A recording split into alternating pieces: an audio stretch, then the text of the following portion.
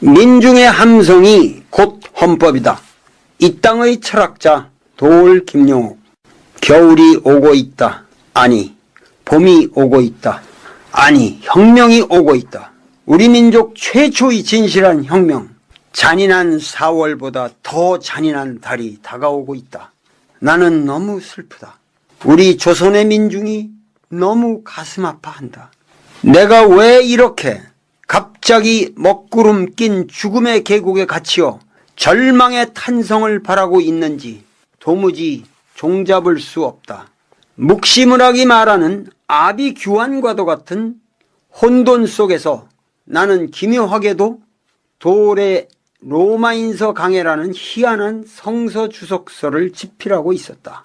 너무도 슬프기에, 너무도 깊은 슬픔을 이겨낼 수 없었기에 나는 유대인 바울이라는 인물의 심정의 시면에 기대어 나의 슬픔을 극복하고자 했다. 로마인에게 보낸 이 바울의 서한은 예수라는 인물이 죽은 지 불과 25년 만에 쓰여진 것이며 그 서한이 완성된 후 15년 만에 예루살렘 성전은 파괴된다.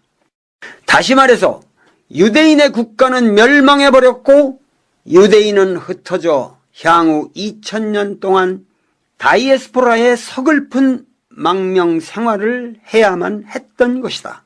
그러나 바울의 로마인서에 새겨진 장엄한 논리는 기독교를 탄생시켰고 예루살렘 성전을 멸망시킨 로마 제국을 굴복시켰다.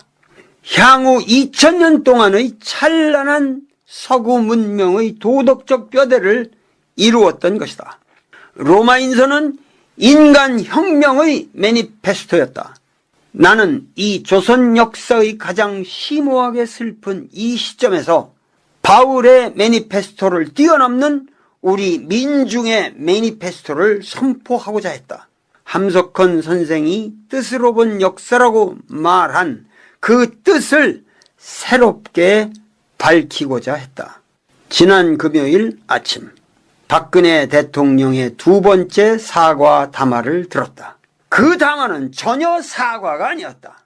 오히려 첫 번째 사과 담화보다도 더 사악하게 짜여진 자기 정당화의 변명일 뿐이었다. 자기 행위의 도덕적 정당성을 변명하는 구질구질한 언사였다.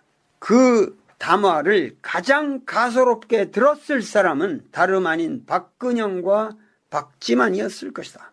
가족을 자기 죄악의 유일한 근원으로 공표하는 박근혜는 무의식적으로 최순실을 비호하고 있는 것이다.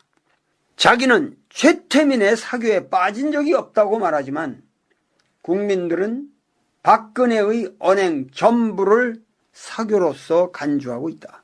금요일 박근혜 대통령의 담화는 대국민 담화가 아니었다. 그것은 자기의 은밀한 지지 세력에게 나는 아직 건재하며 굳건하게 버틸 것이라는 사인을 보내는 일종의 암호였다. 이미 자기의 지지 세력이 사라졌다는 것도 판단하지 못하는 무지한 영혼이었다. 하다못해 김병준 신임 국무총리의 내정을 둘러싼 절차상의 하자에 관하여 일말의 반성도 언급하지 않았다. 김병준은 제대로 된 학인이라 말할 수 없다. 생각해보라. 제대로 된 사람이라고 한다면 로고스적 상황 판단이 있어야 하고 절차적 논리가 있어야 하며 주어진 상황의 역사성에 대한 인식이 있어야 한다. 현 상황에서 그러한 제안이 들어왔을 때는 누구라도 이성적 판단력이 있다면 여야의 합의가 있을 때까지 기다리겠습니다. 라고 한마디 했어야 했다. 그렇게 현명한 자세를 취했더라면 그는 이 난국을 타개하는 정석이 되었을 수도 있다. 그러나 그는 정석이 아닌 사석이다. 그는 입뻥끗 할 때마다 여유가 있어 보이고 단호한 듯이 보인다. 한마디로 고수 같은 느낌이 들기도 한다. 그러나 그는 권력의 기회를 탐하기만 하는 가욕의 노예일 뿐이다. 자진 사퇴? 있을 수 없다고? 잘해보시게나. 바울은 이렇게 외친다. 나는 십자가에 못 박힌 예수를 선포하노라. 나는 바울이 말하는 십자가의 의미를 생각하면서 피눈물을 쏟았다. 그리고 원고지 위에 펜을 옮기고 있었다. 그때 호련히 내가 집필하는 서재의 작은 창문으로 노도와 같은 민중의 함성이 들려왔다. 나도 모르는 사이에 나는 어느샌가 민중의 틈바구니에 끼어 종로 한복판을 걸어가고 있었다.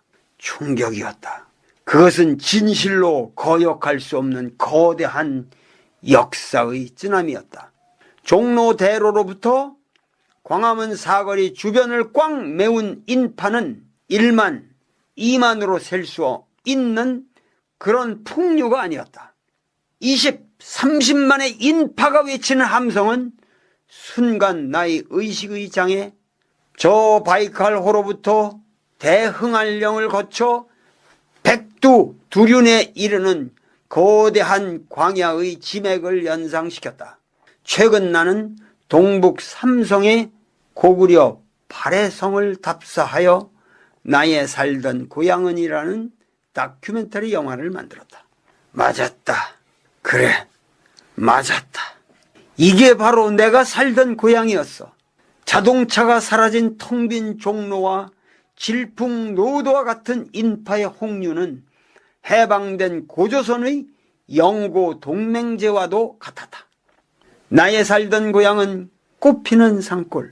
그곳은 억압도 착취도 사기도 없었단다.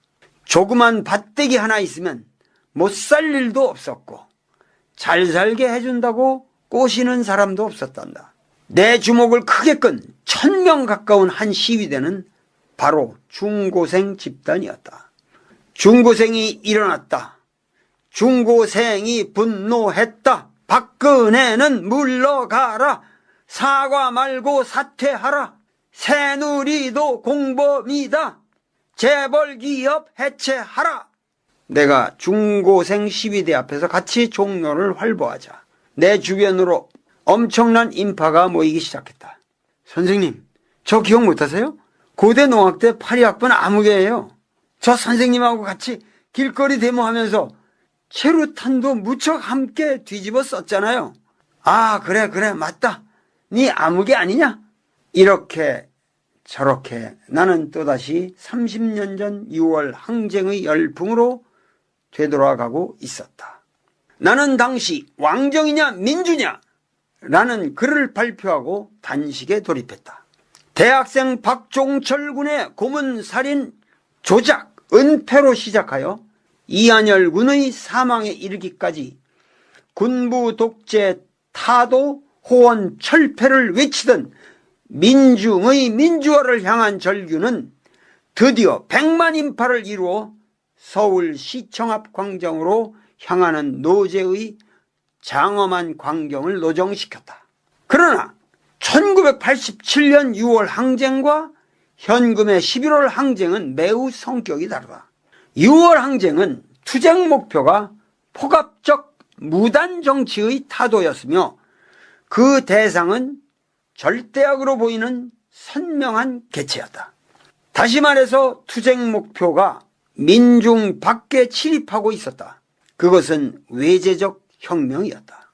그러나 11월 항쟁은 투쟁 목표가 가냘픈 여인 허수 아비를 둘러싸고 놀아난 행정, 입법, 사법, 언론, 문화, 체육, 국방 전반의 국가체제의 부패요, 괴멸이요, 야비한 기만성이다. 그 대상도 절대악으로 보이는 선명한 개체가 없다. 최순실이 대상이 아니라 그 야비하고 비열하고 저속한 뚜쟁이 아줌마를 국가 최고의 권력으로 만들어 놓은 장기간에 걸친 국가 권력 체제의 농간이요, 농단이요, 농권이다. 투쟁 목표가 민중 안에 거미줄처럼 들어와 있다.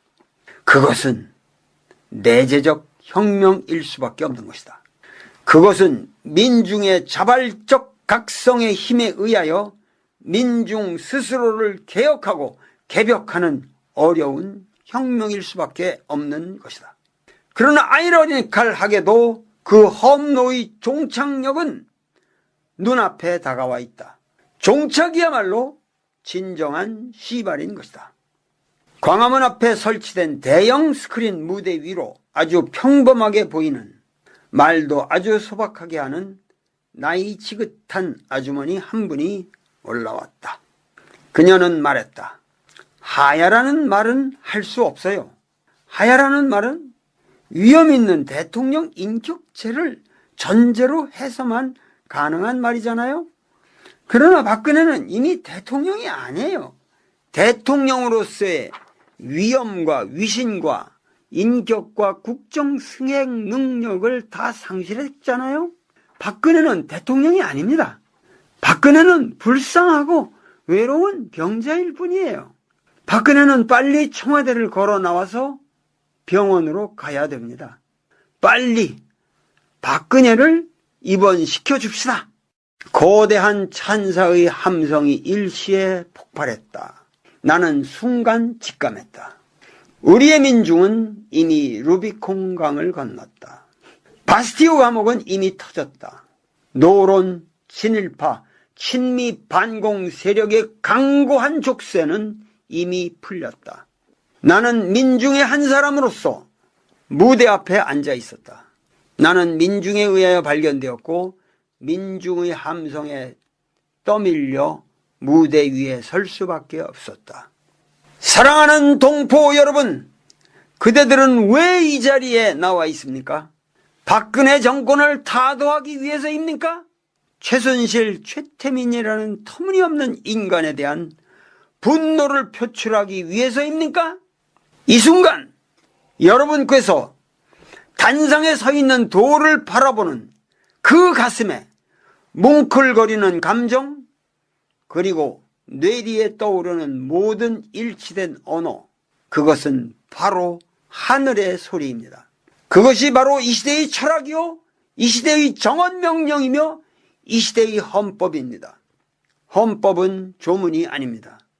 그것은 오로지 투쟁으로만 획득되는 민중의 양심이며 양식이며 끊임없이 변하는 괴상과도 같은 것입니다.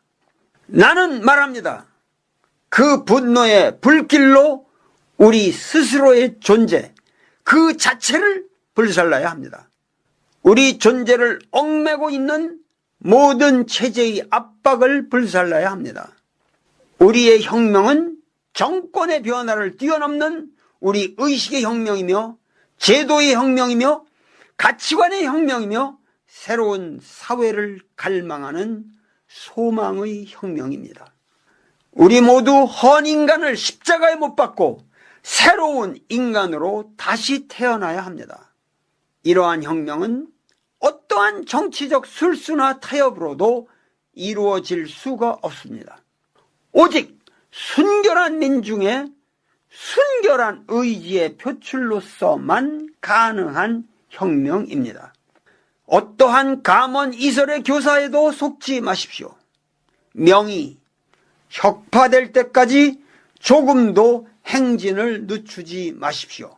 혁명 완수의 그날까지 행진, 행진, 행진! 이것은 과연 무슨 말인가? 박근혜 정권이 들어서기 이전에 이미 청와대가 환관으로 득실거리게 될 것이라는 말로써 이 난국을 예언한 것도 나 도리였고, 박근혜 정권이 들어선 이후에 처음으로 대통령의 하야를 운의한 것도 나 도리였다. 한겨레 신문 세월호 참사 논설 속에서. 그런데 나는 최순실 박근혜 게이트가 터진 직후에 CBS 김현정 앵커와 가진 대담에서 모든 사람이 대통령의 하야를 자유롭게 논하고 있는 분위기에서도 나는 하야에는 반대한다는 역설적 논리를 폈다.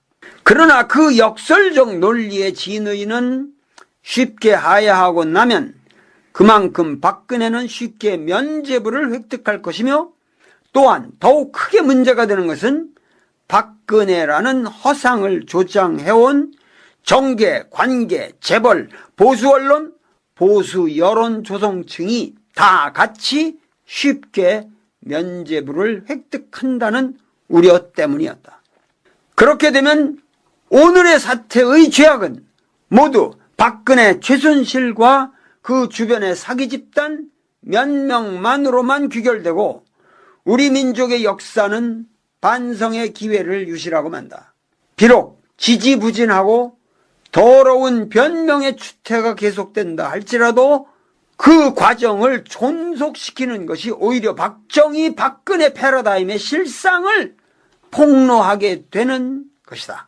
그러나 이러한 역설의 논리는 지금 박근혜의 두 번의 사과와 독선적인 신임 총리 지명 사태만으로도 설 자리를 잃었다. 박근혜는 이미 대통령의 직무 수행이 불가능한 금치산자와도 같은 인물이 되어버렸고 대통령직을 유지할 수 있는 도덕적 근거인 민심이 완벽하게 이반되어 버렸다. 이러한 사태에서 우리가 직면하게 되는 선택은 많지가 않다. 박근혜의 대통령직 유지는 국가의 혼란과 국민의 분노와 정계의 부도덕성을 증가시킬 뿐이다. 지금 정가에서 나도는 해법은 세 가지로 요약된다. 1. 하야. 2. 탄핵. 3. 거국내각. 우선 우리 국민은 하야와 탄핵이 전혀 다른 차원의 문제라는 것을 알아야 한다. 탄핵은 현행법 질서 내에서 이루어지는 정당 간의 합의에 의한 정치적 프로세스이다. 그러나 하야는 정치적 프로세스가 아닌 초법적인 도덕적 선택, moral choice이다. 이 도덕적 선택의 1차적 주체는 박근혜라는 자연인이다. 그러나 이 자연인은 어떤 경우에도 이러한 도덕적 선택을 자발적으로 내릴 수 있는 인격체가 아니다.